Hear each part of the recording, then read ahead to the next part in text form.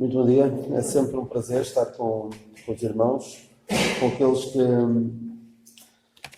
têm este gosto em juntos abrir a palavra de Deus e tirar dela um ensinamento que é sempre precioso para cada um de nós.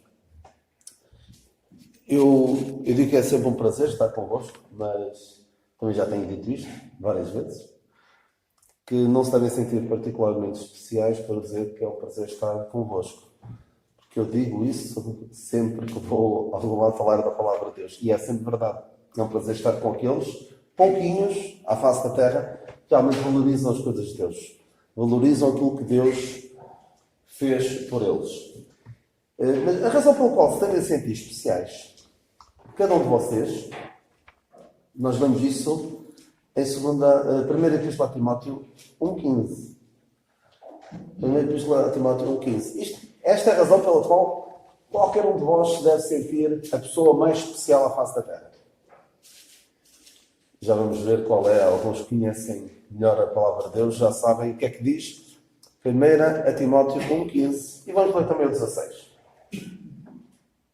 Esta é uma palavra fiel e digna de toda a aceitação, que Cristo Jesus veio ao mundo para salvar os pecadores, dos quais eu sou o principal. Cada um deve sentir-se especial porque Cristo Jesus veio ao mundo para salvar os pecadores, dos quais eu sou o principal. Esta é possivelmente, se me tivessem a dizer qual é a porção das Escrituras que mais aprecias, ou que mais tua passagem preferida, possivelmente diria esta, que continua com o versículo 16, mas por isso alcancei misericórdia para que em mim, que sou o principal, Jesus Cristo mostrasse toda a sua longanimidade para exemplos que haviam de crer nele para a vida eterna. Possivelmente seria esta, talvez outros escolhessem outras passagens, mas é uma das passagens mais gloriosas e mais extraordinárias que nós podemos ler na palavra de Deus. Para alguns, principalmente aqueles que conhecem pouco a palavra de Deus, este não será o versículo preferido. O versículo é uma brincadeira apenas, mas o versículo preferido para muitos é não julgueis, que é só metade de um versículo, completamente descontextualizado, mas pessoas que não querem nada com a palavra de Deus, que não percebem nada do que a palavra de Deus diz, nem o objetivo de Deus ao deixarmos a sua palavra, gostam muito de pegar naquele versículo, nem meio versículo é, para completamente descontextualizado, e diz: não julgueis, porque querem continuar a viver a sua vida da maneira que querem, sem que ninguém os ponha em causa as suas escolhas. E este versículo diz exatamente o contrário. Este versículo fala da questão do pecado. Sermos pecadores. E por isso precisarmos de ser salvos. Quando aquele versículo, não julgueis, deixa-me aqui descansar. Jesus disse para não julgar. Quem julga é Deus. Quem és tu para julgar? Mas o próprio Senhor Jesus Cristo diz também: não julgueis segundo a aparência, mas julguei segundo a reta justiça. E a reta justiça está na palavra de Deus. Então não vamos julgar. Não é que andar a apontar o dedo, a dizer: olha, tu és isto, tu és aquilo, e eu sou tão melhor do que tu, porque isso é o espírito de fariseu, que nós também vamos ver daqui a pouco. Mas é dizer, a palavra de Deus é clara quanto a isto, quanto a certas escolhas que as pessoas fazem. Mas isso cada vez mais vai ser tido como discurso de ódio.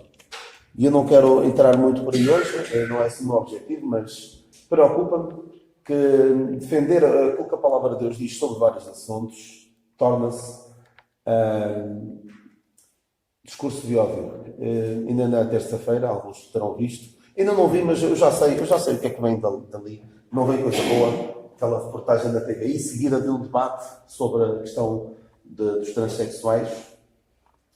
É um tema que me tem preocupado bastante, já há muitos anos. E a dada altura houve uma senhora que disse que dizer, desculpem lá usar estas expressões, mas não estou a dizer nada de errado, dizer que um homem tem um pênis e uma mulher tem uma vagina é discurso de ódio. Eu pensava que isso era biologia humana, e afinal é discurso de ódio. E estamos neste ponto. Afirmar o que a palavra de Deus diz é discurso de ódio. E temos de nos preparar para isso. Não vamos mudar o mundo. O mundo vai continuar a ter pessoas que não querem nada com a palavra de Deus. Vai continuar a ser dominado pelo príncipe deste mundo, até que o Senhor Jesus Cristo ponha as coisas no seu devido lugar. Nós sabemos o que é que nos espera. Não vamos ser nós, e isto é importante que nós percebamos.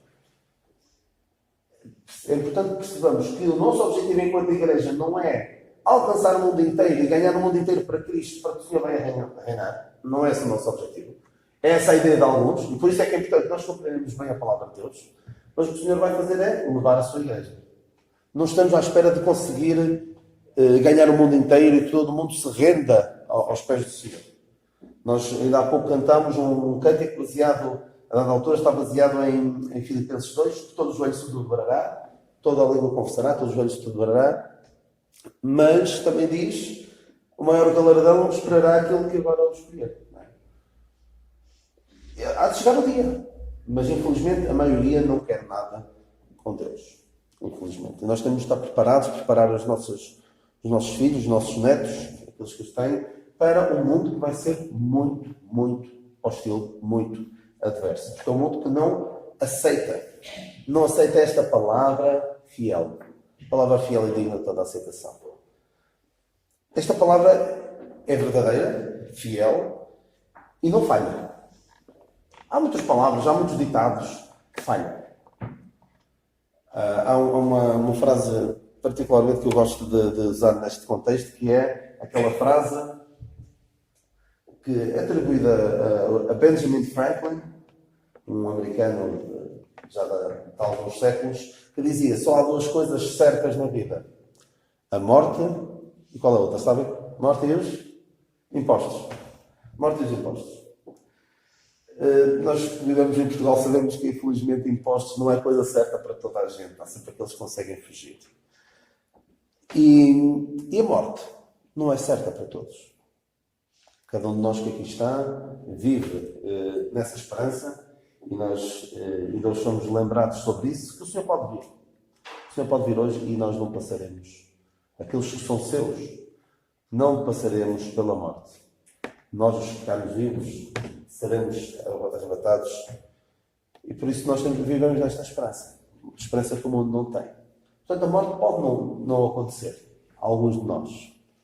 Mas se acontecer, também a alternativa também é igualmente boa. Nós temos duas esperanças. Eu costumo dizer que o crente tem duas esperanças: ou o arrebatamento ou a morte. A partir de estar com Cristo. O descrente não tem nenhuma. Aliás, tem uma, que é que a Bíblia, a única esperança do descrente é que a Bíblia esteja errada. Se a Bíblia estiver certa, ele está condenado se não mudar a sua maneira de pensar, a sua maneira de agir para com Deus e aceitar esta salvação perfeita e completa que o Senhor operou em seu favor. Então é uma palavra fiel e digna de toda a aceitação. Há outras palavras que falham às vezes acertam, e depois vira provérbio. Em abril há águas mil, mas depois há meses de abril que são muito quentes, sem chuva nenhuma. Há aquela expressão: quem espera. Como é que se completa isto? Quem espera? Sempre alcança onde se espera, não é? Não é sempre verdade, não é? O quem espera sempre alcança, o quem se espera desespera. Também há o ano 2 em 3, a terceira de vez. Portanto, são palavras que funcionam às vezes, mas esta funciona sempre, não falha. Infelizmente, muitas pessoas rejeitam esta palavra fiel e vão atrás de desculpem lá a expressão, toda a parvoíce à face da terra. Vão atrás, nós tivemos a ocasião de falar há uns meses aqui no Estudo Bíblico, vão atrás da astrologia, vão atrás de superstições humanas, pessoas que têm uma conta elevadíssima de pessoas cultas, muito iluminadas, e vão atrás de tudo e mais alguma coisa. Vão atrás de todas as religiões. Não querem chamar religião, porque hoje em dia há muita a expressão de ser espiritual, mas não ser religioso. Ou seja, não querem nada com religiões, mas são espirituais. Isso é basicamente porem-se elas próprias como Deus da sua vida. E eu costumo dizer que cada pessoa que rejeita o Evangelho da Graça de Deus constitui-se a si mesmo por criar a sua própria religião, e constitui-se a si próprio como Deus, e as suas opiniões são as suas escrituras são as suas opiniões. E depois torna-se difícil de penetrar esta carapaça, esta couraça de autojustiça, de não julgues, eu estou bem assim. É muito, muito, muito complicado. Então as pessoas rejeitam a palavra de Deus e vão atrás de coisas que os satisfazem. Mas nunca vão conseguir satisfazer, porque há um vazio no homem, como dizia alguém, há um vazio no homem do tamanho de Deus. E só Deus o pode preencher. Podem tentar todo tipo de coisas, mas não vão conseguir verdadeiramente preencher este vazio. Então, as pessoas muitas vezes rejeitam esta palavra fiel e vão atrás de tudo que mexa, tudo que lhes dê um sentido de propósito na vida. Como há este vazio, tentam encher com algo que lhes faça sentir que tem valor. Faça com que a sua vida tenha sentido. E há em particular algo a que eu me atrevo a chamar de religião. Não vou dizer já o que é, mas que tem muitos traços característicos de uma religião. Tem o pecado original. Tem um Deus também, de certa forma. Adoram um certo Deus. E as pessoas precisam de se expiar o seu pecado. Precisam de confessar também esse seu pecado. Precisam de fazer penitências. Tentar redimir-se desse pecado. Nesta religião há também penitências, como já disse, há comidas proibidas. Há um sentimento de superioridade moral por parte daqueles que aderem a esta religião.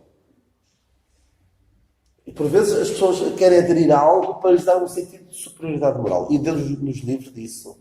Deus nos livre de, eu vou à igreja ao domingo ou outro dia qualquer, eu sou tão melhor do que os outros. Os outros ficam em casa ao domingo e que não querem saber de Deus para nada. Eu sou tão melhor do que eles. Não.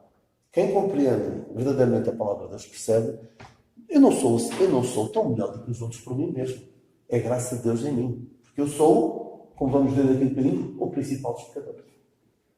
Então, esta razão que eu estou a falar é um sentimento de superioridade moral.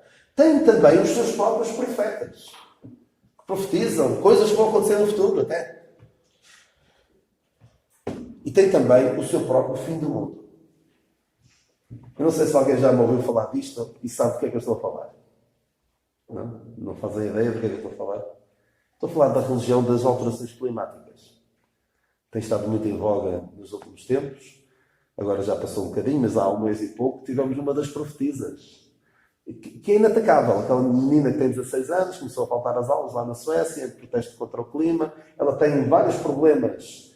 É autista, apesar de não ser um autismo muito profundo, mas tem transtornos psicológicos, tem vários problemas. E vive com aquela obsessão do fim do mundo. O mundo vai acabar dentro de alguns anos se nós não fizermos nada. Tem um Deus, por assim dizer. Tem o Deus Sol. Porque se nós não fizermos nada, o Deus Sol vai dar cabo de nós. Vai exterminar a vida toda na Terra. Temos o nosso pecado original, que é a nossa pegada ecológica. As coisas que nós fazemos mal, aquilo que poluímos. Tem também as suas próprias confissões. Há pessoas que se confessam. Há uns tempos houve um canal americano, a NBC, que criou lá um site onde as pessoas podiam fazer as suas confissões, escrever as confissões. Diziam, todos nós de vez em quando saímos da linha e cometemos alguns pecados. Pode aqui confessar o seu. Há até uma eu não sei se posso chamar a igreja aquilo, uma suposta igreja toda para a frente, muito, muito moderna, toda liberal, em que tinham lá um espaço onde as pessoas podiam fazer confissar os seus pecados ambientais a plantas. Faz todo sentido, não faz? O mundo super iluminado, isso de Deus é um disparate. Viram que vocês acreditam? Vamos lá confessar os nossos pecados às plantas. Eu se pudesse confessar um pecado a uma planta, diria, olha, ontem comi a tua prima alface e estava deliciosa. Mas, infelizmente, o homem chega a um ponto. É loucura do homem que rejeita Deus. Tem também as suas penitências. Olha, hoje não vou consumir aquele produto porque sei que estou a fazer mal ao ambiente, vou a pé para o trabalho porque tenho de me penitenciar por causa deste pecado. Há um sentimento de superioridade moral por parte de quem adere a isto. Pessoas que, em vários países, nos Estados Unidos, bloqueavam o trânsito para protestar contra as alterações climáticas. Em Londres, há uns tempos, imaginem o ridículo disto. Pessoas que queriam entrar para o metro para ir trabalhar e alguns destes ativistas, destes que dizem o mundo vai acabar, temos de fazer alguma coisa, metiam-se em cima dos comboios e não deixaram os comboios arrancar. As pessoas a querem entrar para o comboio. Várias pessoas em no mesmo meio de transporte, que é algo bom, não é? Em vez de ir no meu carrinho para o trabalho, vou com centenas ou milhares de pessoas num comboio e estamos a poupar o ambiente. Mas não. Os ativistas punham-se lá em cima dos comboios e não deixavam arrancar para protestar. Este sentimento de superioridade moral, porque eu adiro a esta religião. Há as suas próprias comidas proibidas. Não podemos comer carne. Porque senão o que acontece? A Amazónia começa a arder se eu como carne. E há também, preparem-se. Eu tenho a mania de fazer profecias, mas esta profecia é fácil de fazer. Preparem-se para serem hostilizados pelo facto de comerem carne. O facto de comerem carne, e eu como carne, o Senhor diz a Pedro mata e come, Paulo diz, comendo tudo o que se vende no talho, não é? Portanto, eu não tenho problemas em comer carne. Eu percebo que Cristo Jesus vem ao mundo para salvar quem? Toda a criação. É verdade, toda a criação geme e toda a criação vai ser alterada no futuro por ação do Senhor. Mas nós não estamos aqui para servir a criatura. Estamos aqui para servir o Criador. Então eu como carne. Não tenho problemas de comer carne. Claro que devo procurar não ser cruel para com os animais, mas se alguém encontrar uma maneira de comer carne sem matar os animais, essa sugestão é bem-vinda. Mas preparem-se para aquilo que os ingleses chamam food shaming, envergonhar os outros por causa da comida. Estás a comer carne? Nem quero comer à todeira. Preparem-se para esse tipo de coisas. Porque há este sentimento de superioridade moral. E começa-se por, eu tenho na minha família, e cuidado quando alguém vira vegetariano. É mau sinal, é sinal, não estou a dizer que seja sempre, mas muitas vezes é sinal de que há algo no entendimento da pessoa que não está a funcionar de acordo com o que a palavra de Deus diz. Normalmente é pôr o animal num ponto, no nível em que ele não está. E, portanto, estejamos atentos a isso. Começa-se, como na minha família, alguém que vira vegetariano, porque tem pena dos animais, porque não está correto, os animais são como nós. E depois chega um ponto em que nós que queremos comer carne ou peixe já estamos assim numa situação um bocado desconfortável. Esta religião também tem o seu próprio fim do mundo. Dizem alguns que se nós não fizermos nada para abordar seriamente o problema das alterações climáticas, o mundo vai acabar daqui a 12 anos, depois dizem 10, depois dizem daqui a 2 anos. Dizem assim umas coisas completamente ridículas. Os mesmos profetas, ou alguns, como o Al Gore, há uns 15 anos, o Leonardo DiCaprio, agora a Greta Thunberg, e outros que diziam, por esta altura, várias cidades do planeta deviam estar debaixo de água, por esta altura. Mas não estão. Mas atenção, não estou a dizer que vamos esquecer a importância de cuidarmos deste planeta. Devemos cuidar minimamente, mas não condicionar a nossa vida ao ponto de servirmos a criação mais do que nos servirmos da criação. Não é maltratar, não é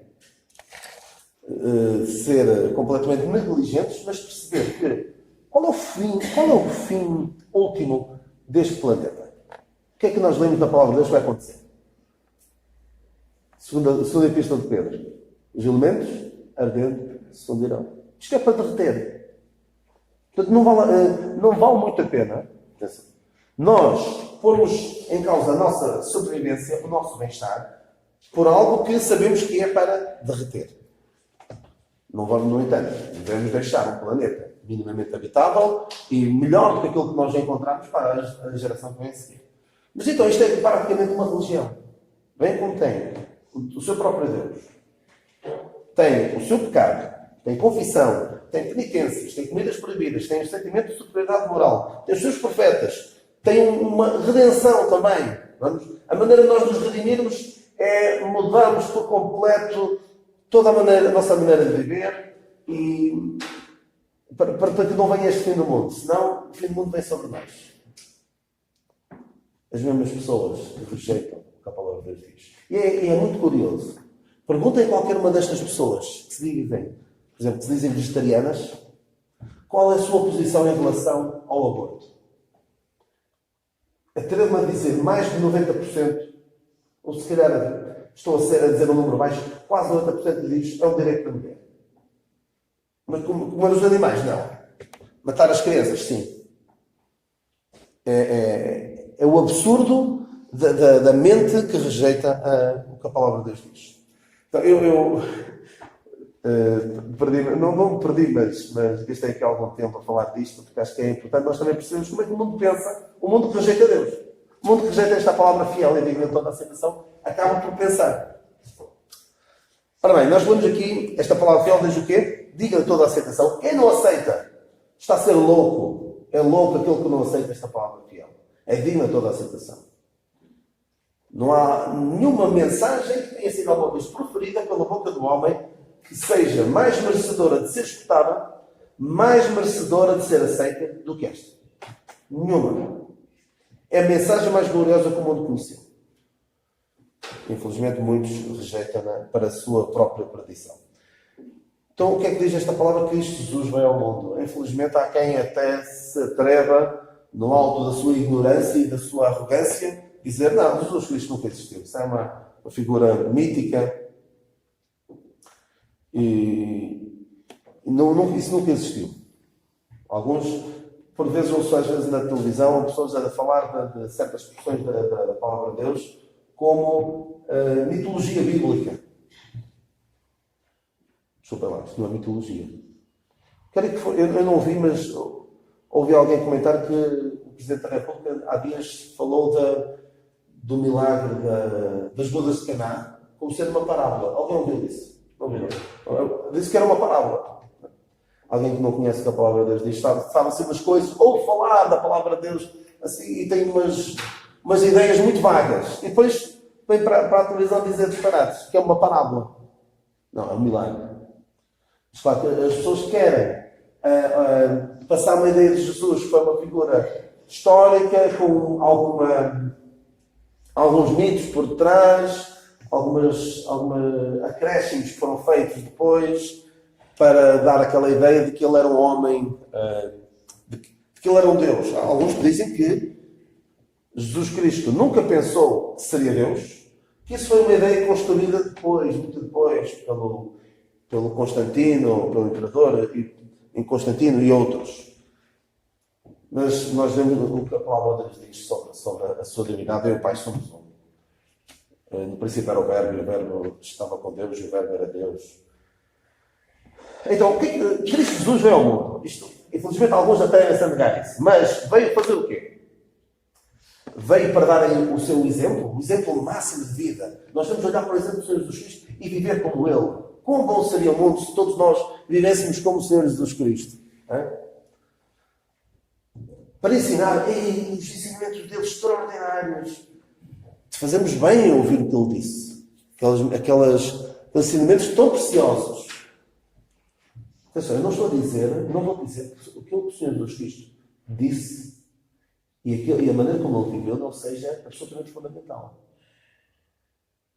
Aliás, a sua vida, se ele não tivesse vivido uma vida sem pecado, uma vida que ninguém podia apontar-lhe o dedo, se ele não tivesse vivido essa vida, a sua morte não valia de nada.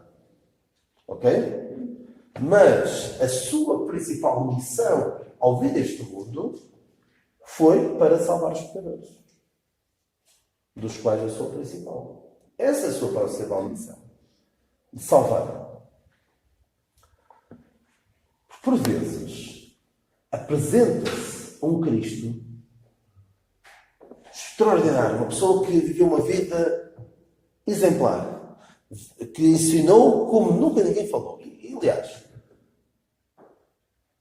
quem é que disse não vejo nele pecado algum? Quem é que disse acerca do Senhor Jesus Cristo? O culpa algum? Pilatos.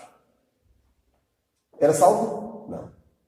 Isso não salvou. Reconhecer nele uma vida exemplar não salvou. Quem é que disse, mestre, sabemos que és profeta, como? Que és vindo de Deus. Quem é que foi que disse? Nicodemos não estava salvo na altura. Muitos disseram, nunca ninguém falou com ele. Salvou-os, alguns não. Portanto, reconhecer o Senhor Jesus Cristo, um homem extraordinário, um homem que ensinou como nunca ninguém mais ensinou, não salva ninguém. E alguns, infelizmente, passam uma imagem de Jesus que é um tipo de porreiraço. Está aqui, precisas de Jesus na tua vida para ajudar nos teus problemas, para dizer tudo vai correr bem. É esse Jesus de que a Bíblia nos fala? Mas infelizmente, não. Mas infelizmente alguns pregam a Jesus. Alguns pregam a Jesus que até dá pena. Ai, pena ele ter morrido. Ah, que desgraça. O que é que nós dissemos acerca da morte do Senhor Jesus Cristo? É a melhor notícia que nós já recebemos. E alguns conseguem falar de Cristo durante horas e não apresentam a principal razão pela qual ele veio este mundo. E porquê é que não precisam falar de Cristo desta maneira? Porquê é que não precisam falar da morte de Cristo? Porque muitas vezes, ou sempre, não apresentam a razão pela qual ele veio. O motivo pelo qual ele teve de vir morrer. Porquê é que ele teve de vir morrer? Deu morre. Porquê é que ele teve de vir morrer? Por causa do nosso pecado.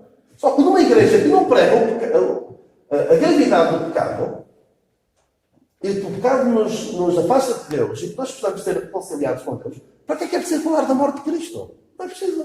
É caso para perguntar em algumas mensagens, e já ouvi alguém que teve a ousadia de o fazer, no final de uma mensagem que era suposto ser de evangelização, alguém falou, e depois no fim, um bocado a despropósito, pergunta quem é que quer aceitar o Senhor Jesus? E alguém responde, mas o que é isso? Porque a pessoa, durante toda a sua mensagem, não tinha apresentado sequer a necessidade. Porquê é que eu preciso de Jesus? O que é isso de aceitar Jesus? Também é uma terminologia assim um bocado...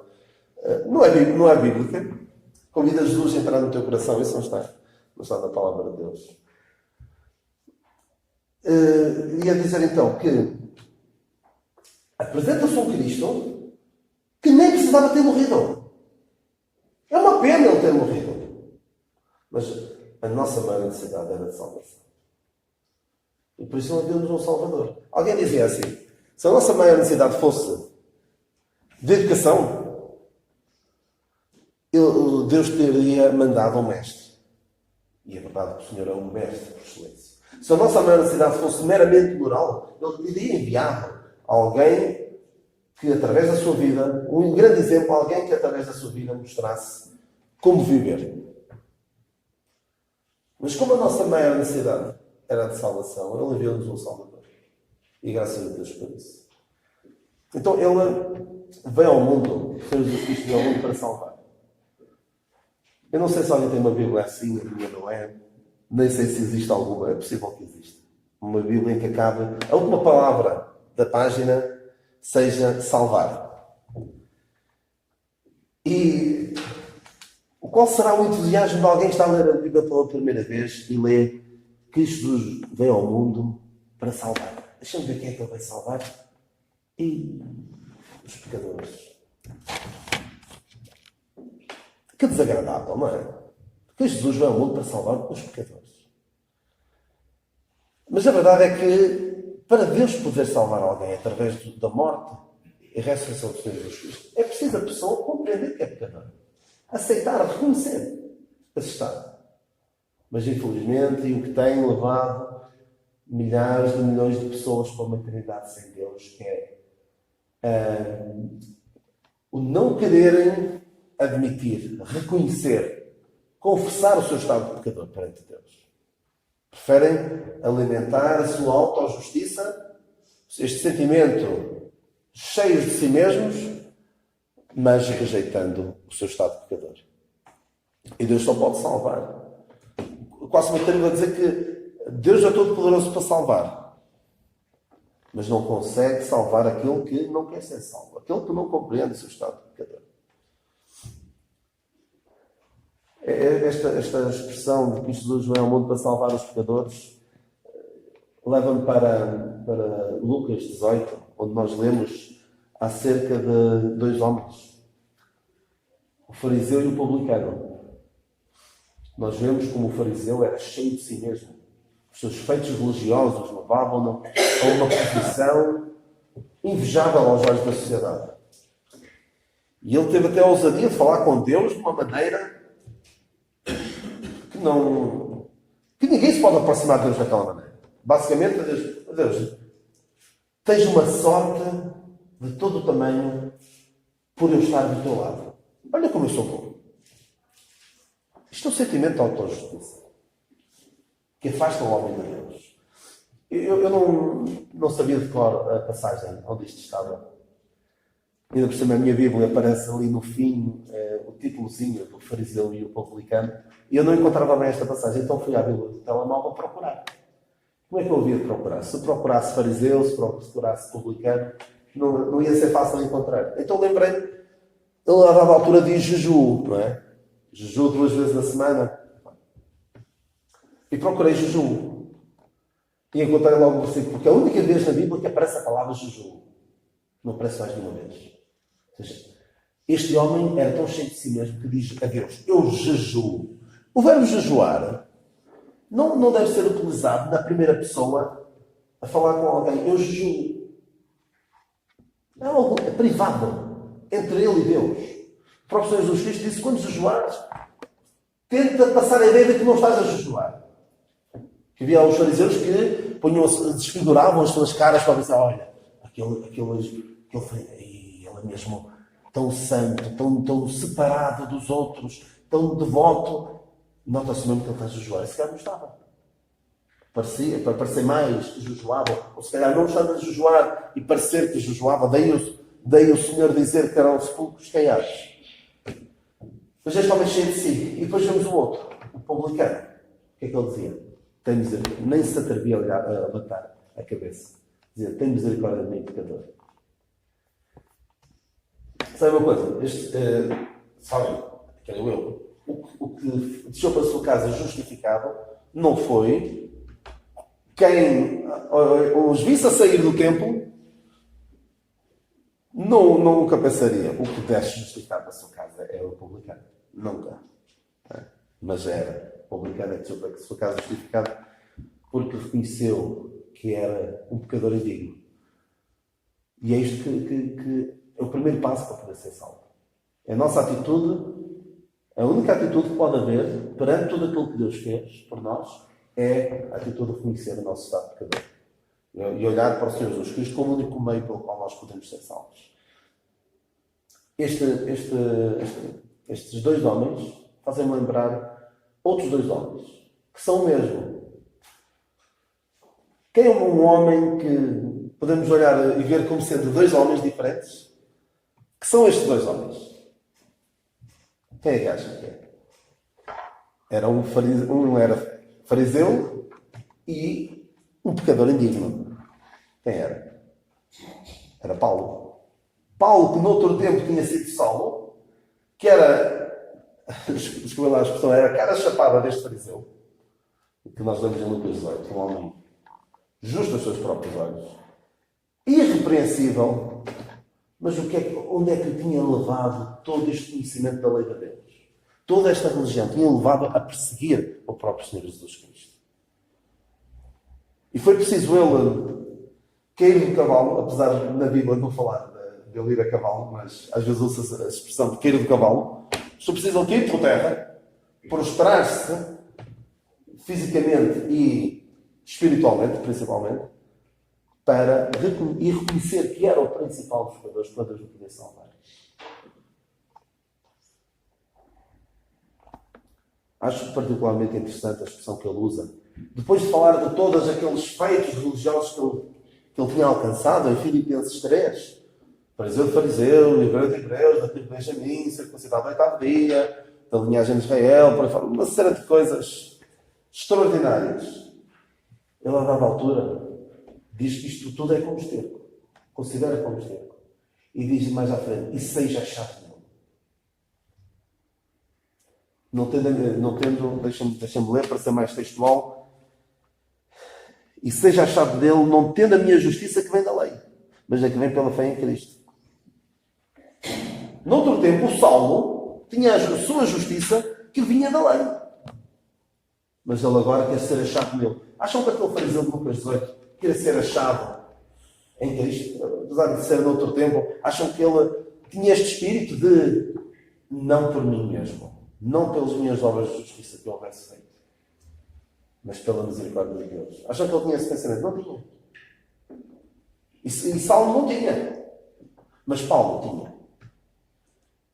Seja achado nele. Ou seja, eu não quero aparecer na presença de Deus eu mesmo.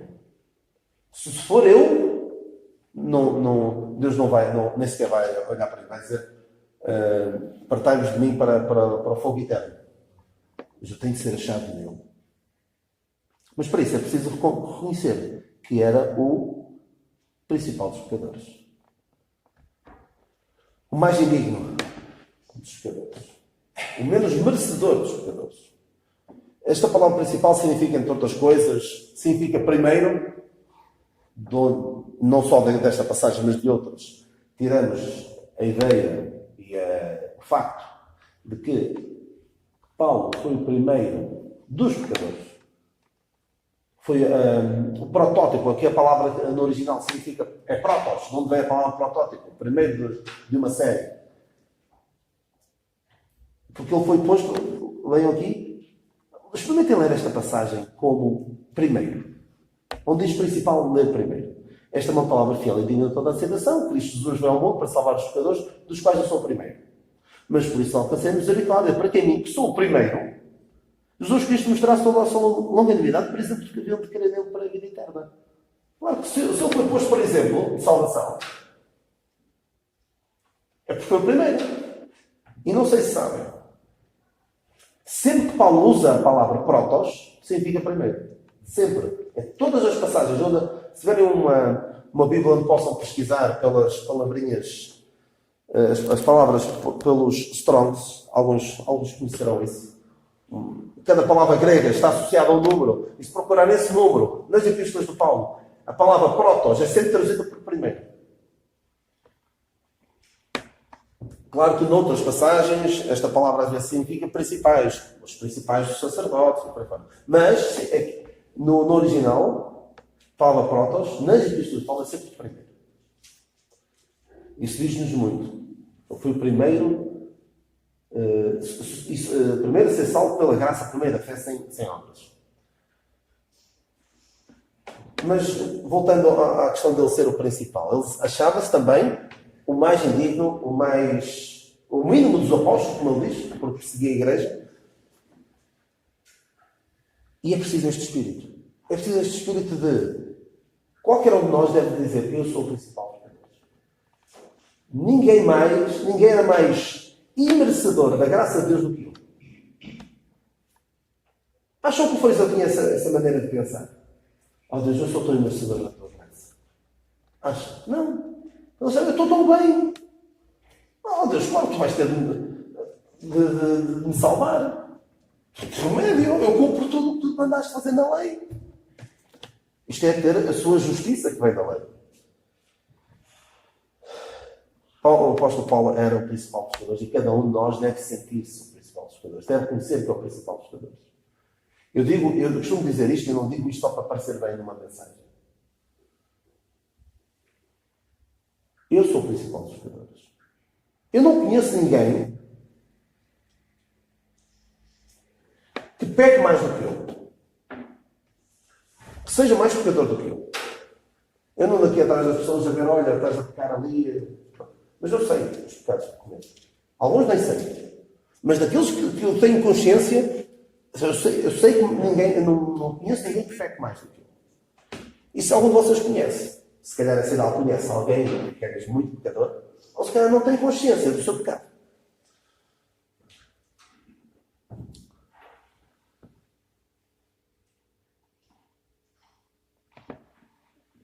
Paulo depois diz: alcancei a misericórdia para que a mim, que sou o principal, Jesus Cristo, mostrasse toda a sua longanimidade para exemplo dos que haviam de crer nele para a vida eterna. Vocês sabem que Paulo, no outro tempo, era o perseguidor da igreja. O homem que mais hostil se rebelava para com a igreja, para com Deus. Pensava ele que não era para com Deus, era para com a seita do caminho, mas ele estava a revoltar-se contra Deus. E o que é que fez Deus? Ou melhor, o que é que faria alguém que pudesse deitar a mão ao seu principal adversário? Nós vemos já algumas vezes na palavra de Deus, estou a lembrar agora do... Alguns não conheceram bem essa passagem, mas a dada altura, Jeroboão era um adversário do rei Salomão. E ele teve que fugir para o Egito. Porque se o Salomão lhe deitava a mão, estava feito, não é? O que é que faria um rei, ou um tirano, ou um imperador, se pudesse deitar a mão àquela pessoa que mais o importuna, que mais atrasa o desenvolvimento das suas políticas? O que é que faria? Pegava dele e aplicava-lhe um castigo exemplar. Para quê? Para que mais ninguém se atrevesse sequer a pensar em se revoltar contra ele. Mas o que é que faz o Deus? O Deus de toda a misericórdia e de toda a longanimidade. O que é que faz? Pega no principal dos pecadores e aplica-lhe uma salvação exemplar. Não uma punição exemplar, para exemplo, mas uma salvação exemplar para exemplo dos que haviam de cair para a vida eterna. É assim que Deus funciona. É assim que Deus age. E nós somos alvo desta graça e desta misericórdia. Sabe uma coisa? Se havia alguém que não merecia ser salvo, basicamente Deus está a mostrar isto.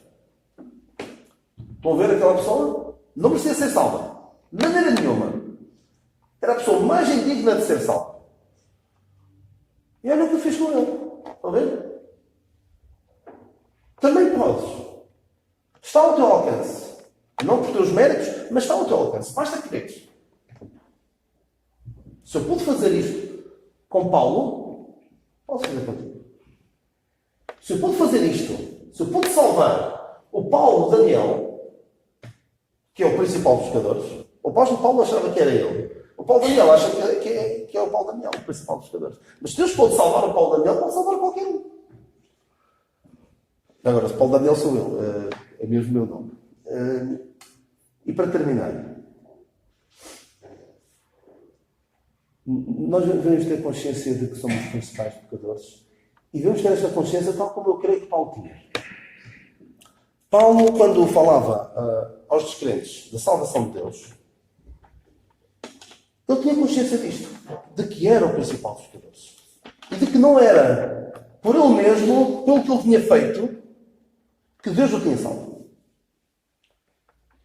Eu posso imaginar Paulo, quando a tempo e fora de tempo, aproveitando todas as oportunidades para falar de Cristo aos outros. Imaginem o irmão Amadeu, mas multiplicado por 1000. Em termos de aproveitar as oportunidades para evangelizar. Assim era Paulo, ou mais ainda.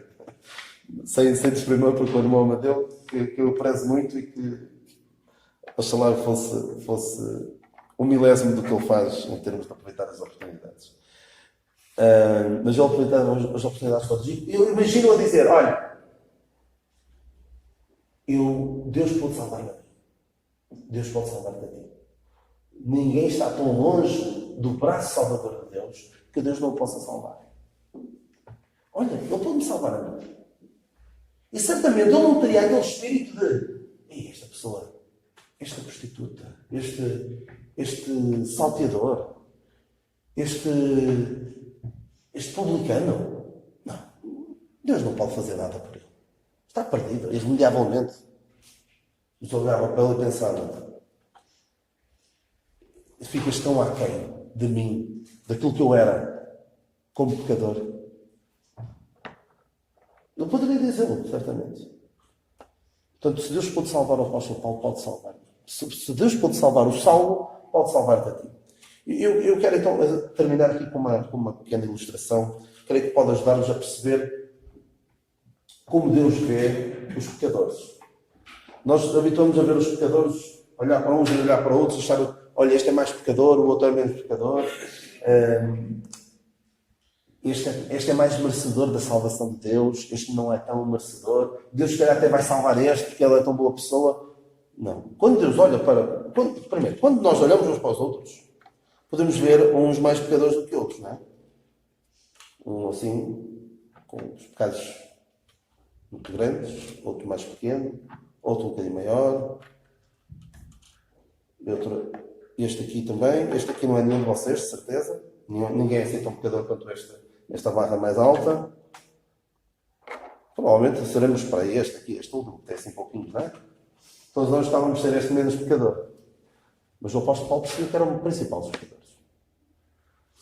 E se calhar o fariseu achava se calhar o fariseu da parábola achava-se assim. Só com um, não é? Mas mesmo ainda que não fosse assim, quando Deus olha, Deus não olha de lado, Deus olha. Não. Deus olha assim. E quando Deus olha de cima, o que é que ele vê? Vê o tamanho do pecado? Vê o tamanho do pecado. Como nós vemos. Deus vê de cima, Deus vê apenas pecadores. São todos pecadores. Não vamos desvalorizar o pecado. Dizer, tu és pecador, não faz mal nenhum. És igual aos outros. Mas em questão, não vou dizer isso, mas em questão de reconciliação com Deus, Deus não está aqui a ver, olha, tu pecaste mais, tu pecaste menos, eu a ti não te posso salvar, a ti já posso. Deus não olha assim. Deus vê de cima, e quando nós olhamos de cima, apenas vemos apenas neste caso, um Lego, não é? E vemos, olha, está aqui alguém com pecado, e que eu tenho de salvar. E que a única maneira de salvar é reconhecer que é pecador. Não é reconhecer, mas eu tenho menos pecado que os outros. Porque é que Deus salva o outro e não me salva a mim? Porque as pessoas muitas vezes vêm com este... Se nós nos atrevemos a dizer, por exemplo, a Madre Teresa de Calcutá, se não reconheceu o seu estado de pecadora perante Deus, está neste momento numa eternidade sem Deus. Está no inferno. Se nós nos atrevemos a dizer isto, como é que te atreves, uma mulher tão santa, uma mulher tão dedicada aos outros, tão abnegada, e tu te atreves a dizer uma coisa dessas? Sim, é o que a palavra de Deus diz. Todos pecaram. Incluindo a pessoa que aos nossos olhos nos parece ser a pessoa mais irrepreensível. O apóstolo Paulo, o Saulo, era irrepreensível e estava aqui perdido. Que Deus vê de cima, olha, este tem pecado, tem de o salvar. Nós olhamos assim de lado, e aquele tem tanto pecado, Deus não pode salvar. Este aqui tem tão pouco pecado, nem precisa de ser salvo. Nós vemos assim de lado, mas Deus vê de cima. E nós temos de ter esta visão dos pecadores, não andar aqui a medir, não andar aqui a ver quem é mais ou menos, mas perceber, cada um perceber para si mesmo. Eu sou o principal dos pecadores. E aqueles que ainda não aceitaram esta mensagem da salvação precisam, urgentemente, de compreender o seu estado de pecador, da sua necessidade de se reconciliar com Deus. Caso contrário, irão passar uma eternidade sem Deus. Isso vai ser a maior tragédia da sua existência. Mas para aqueles que aceitarem uma vida já neste mundo de bênção, de certeza de pecados perdoados, de certeza de uma vida para sempre com o Senhor Jesus Cristo. E fico por aqui, já passei um pouco o tempo, mas espero ter sido claro e proveitoso para cada um de vocês pensar naquilo que o Senhor Jesus Cristo veio ao mundo para fazer. Veio ao mundo para salvar. Veio para salvar aqueles que se acham pecadores. Porque aqueles que não se acham pecadores, Deus não veio para eles. O Senhor Jesus Cristo disse a dada altura da parábola da ovelha perdida ou da dracma, já não me lembro ao certo. Há mais alegria no céu por um pecador que se arrepende do que por 99 justos que não necessitam de arrependimento. Os 99 justos que não necessitam de arrependimento não eram os salvos. Leiam bem o que diz ali. Nós é que temos a ideia que eram os salvos. Os 99 justos que não necessitam de arrependimento são os fariseus, os justos aos seus próprios olhos, que não sentem o peso do seu pecado, a necessidade de serem salvos. Que Deus nos abençoe e nos guarde no resto deste dia e a meditar na sua palavra.